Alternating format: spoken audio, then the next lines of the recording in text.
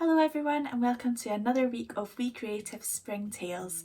My name's Ailish and I'm part of your learning and participation team here at Capital Theatres in Edinburgh. Now this week spring is really upon us, and with Easter just around the corner, I thought I would take the opportunity to share a story with you about some little bunny rabbits. Now these bunnies do get themselves into a bit of bother and they need help from a friend to make things better. We all need help from our friends sometimes, and it's important for us to help others when things get difficult for them too.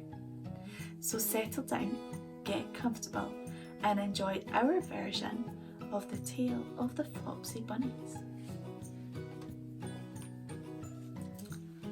Once upon a time, there was a family of rabbits called the Flopsy Bunnies.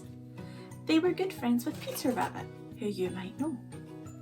The Flopsy Bunnies were always rather hungry, and when there was not quite enough food from their nearby garden, they would hop across the field toward Mr. McGregor's garden, where there was a large rubbish heap.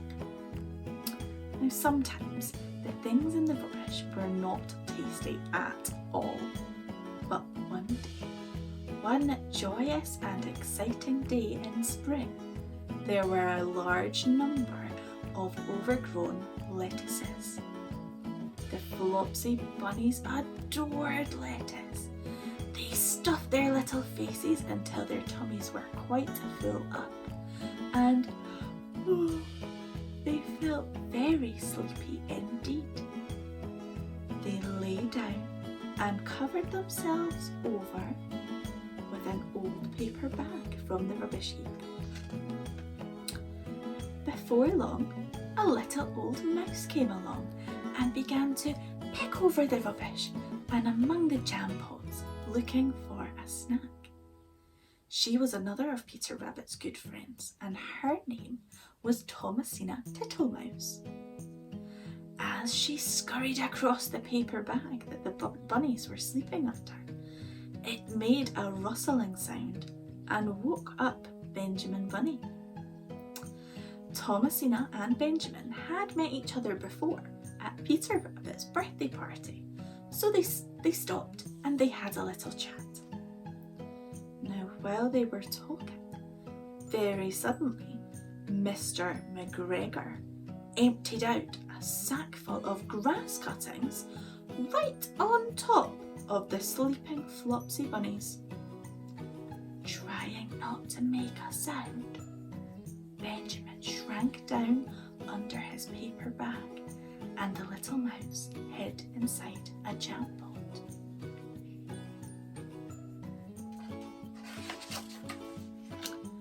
Mr. McGregor looked down after emptying his sack.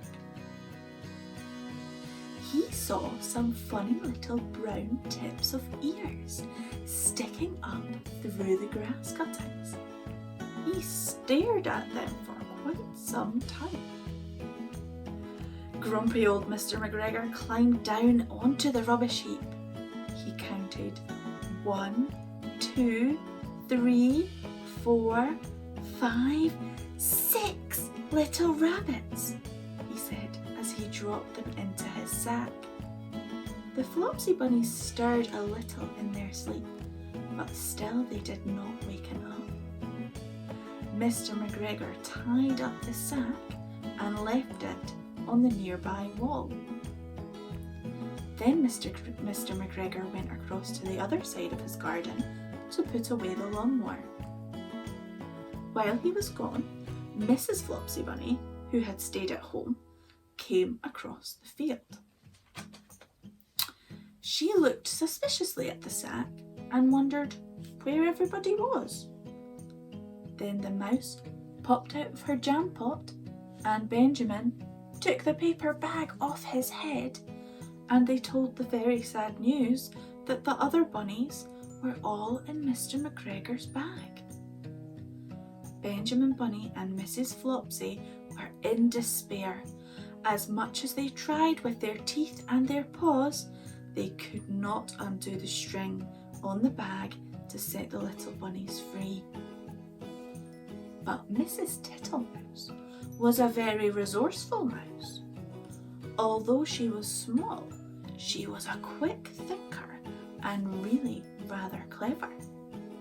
She knew she could help, and so without further thought, she scurried up the wall to where the sack was resting. As quickly as she could, she nibbled a hole in the bottom corner of the sack.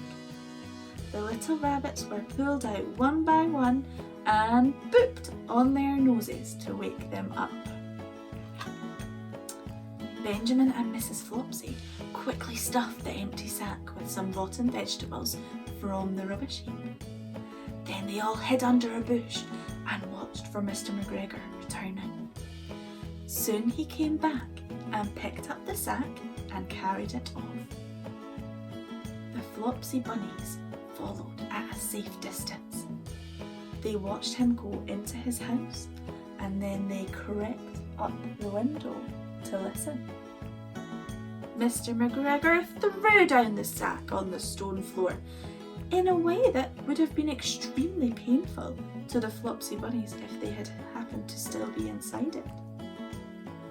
1, 2, 3, 4, 5, 6 little rabbits, said Mr. McGregor, for our Easter lunch. The Flopsy Bunnies knew they had had a lucky escape. Mr. McGregor and Mrs. McGregor were planning to eat them in a stew for their lunch. Mrs. McGregor untied the sack and put her hand inside. When she pulled out the rotten vegetables, she became very angry. But not as angry as Mr. McGregor, who threw one of the rotten vegetables, sending it flying right across and out of the kitchen window, knocking one of the littlest bunnies from its perch. Benjamin and Mrs. Flopsy decided now was a good time to go home. That night before bed, the family of Flopsy Bunnies agreed that they must find a way to thank Thomasina Tittlemouse for her role in their rescue. As it was springtime, the bunnies went out to the garden the next day and chose some daffodils and tulips for her. They made her a card, and the youngest bunny even gave her one of his own Easter eggs as a thank you. And you can be sure that Thomasina Tittlemouse and the Flopsy Bunnies never made the mistake of spending too long in Mr. McGregor's rubbish heap ever again. The end. Well, that was a lucky escape for those Flopsy Bunnies. Just as well the little mouse was there to help. Keep watching because it's time to get creative. Over to Kat now, who'll show you this week's craft. Thank you so much for that story, Ailish. I loved it. It was a bit scary in parts, but the Flopsy Bunny family were safe in the end. All thanks to Thomasina Tittlemouse. She was so smart, wasn't she? I agree with you, Ailish. It's really important for us to all look after our friends in these times. And that's why today's craft, we're going to make our very own hand bunnies that you can give to your friends, family, or that you can just keep for yourself and play with whenever you've got time. All you will need is a pair of safety scissors, a pen to draw around, some glue, of course some paper, and I'm going to use the trusty old googly eyes. Let's see how it's done. Okay everyone, so we said this is a hand bunny, and that's exactly what it is. So the first thing you will need is a white A4 piece of paper and your hand or the hand of a family member. You're going to take any pen or pencil you like, but make sure it's a bright colour because you want to see that line, and we're going to draw right the way around. Don't worry too much about being neat. Here we go. You might have drawn round hands before, but I don't know if you'll have made bunnies out of them. This is one of my favourite Easter crafts because it's so simple and quick to do. Next thing we do is cut it out.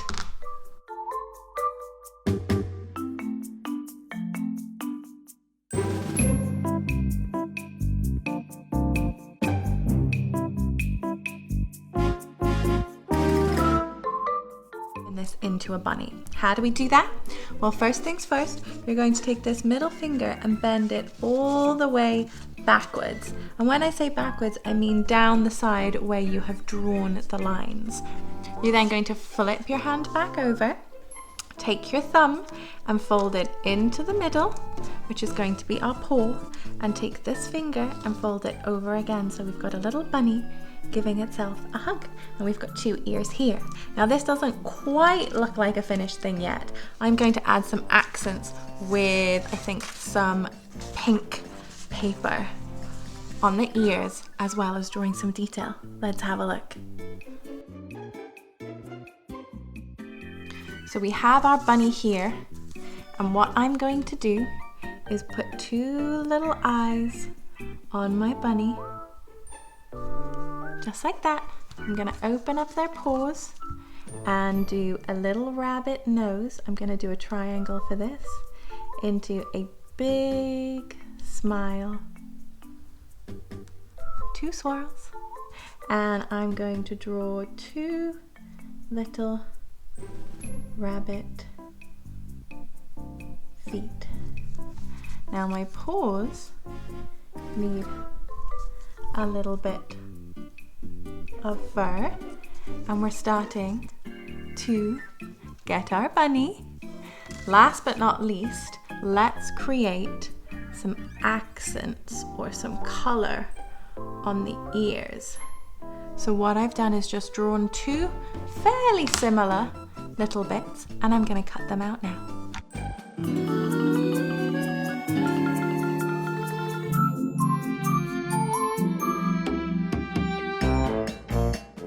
The next thing to do is to glue them down. Now remember to try and use the non-lined side. So if you've drawn on this side of the paper, you see, you can still see the line, but here it's hidden. So I'm going to put glue onto my little pink bits, line side up. Now you can use Pritt stick or whatever else you have in the house. I'm using multi-purpose all Pritt because it is my hero glue. I'm just going to take this tiny little piece and stick it on ear number 1. You might want to get an adult to help you with this bit, but I'm sure you can manage on your own with some Pritt stick too. And here is ear insert number 2. So here we have our bunny, all beautiful and cute and ready to give a cuddle, but I want to add an extra layer with some googly eyes to my bunny. Now, I could go really big. What do you think? Yeah, it looks cute and funny. Okay, we'll go for big ones, but they're all different sizes too. If you get a mixed bag of googly eyes from any good craft store retailer or online, you can choose the size that suits you. So I'm just going to add a tiny bit of glue to the back of each of these eyes. Again, it's probably better to get ones that don't come already sticky because they can be a bit tricky to unpeel, whereas this is fairly straightforward. And I'm just going to cover where I put 2 little semicircles before, so I know exactly where my eyes need to go. Here we go. And there we have it. A cute little hand bunny that you can make and play with. All different sizes of hands will make all different sizes of bunnies, and you can decorate them exactly how you want. I hope you enjoyed learning how to make this super quick, fun Easter craft that you can do at home with anyone in your family, no matter what their age. Join us next week for another episode of Spring Tales, a brand new story, and a new craft to try at home. We'll see you then. Thanks for watching.